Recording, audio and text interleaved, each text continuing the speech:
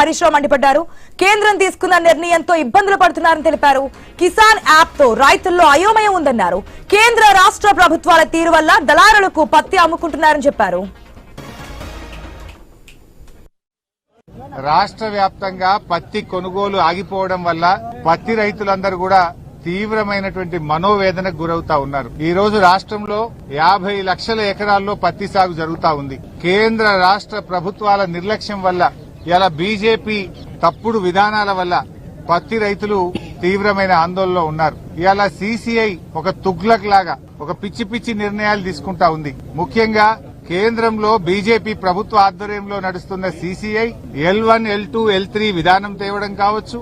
ఇలా రాష్ట్ర వ్యాప్తంగా 2 రోజుల నుంచి జిన్నింగ్ మిల్లులన్నీ మూతబడ్డాయి. పత్తి కొనుగోలు ఎక్కడికక్కడ నిలిచిపోయింది. ఇలా రైతులకు పత్తి అమ్ముకోవడానికి అవకాశం లేక అడ్డగోలుగా దళారులకు అమ్ముకోవాల్సి వస్తా ఉంది.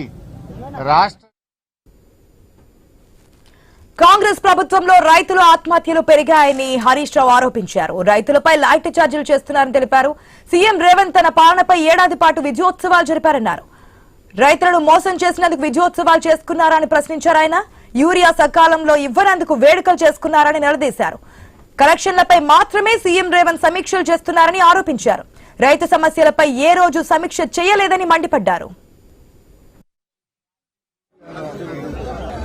రేవంత్ రెడ్డి ప్రభుత్వంలో బస్ ఛార్జీలు పెరిగినట్టు రైతుల మీద లాఠీ ఛార్జీలు పెరుగుతా ఉన్నాయి. రైతుల ఆత్మహత్యలు పెరుగుతా ఉన్నాయి.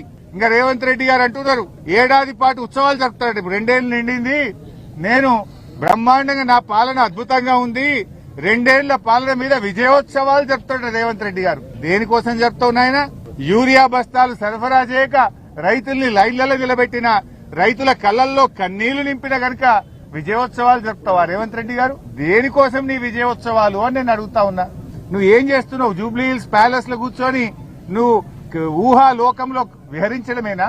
నీ కలెక్షన్ల మీద రివ్యూ చేయడమే గాని రైతుల పంటలు ఎట్లా అమ్ముతున్నాయో రివ్యూ చేసే బాధ్యత రేవంత్ రెడ్డి గారికి లేదా అని నేను అడుగుతా ఉన్నా.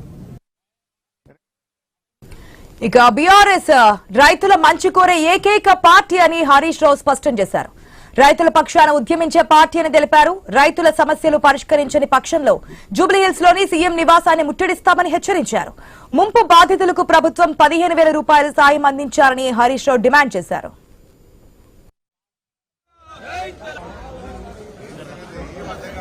ఇలా రైతుల కోసం ఒకే ఒక్క పార్టీ బీఆర్ఎస్ పార్టీ.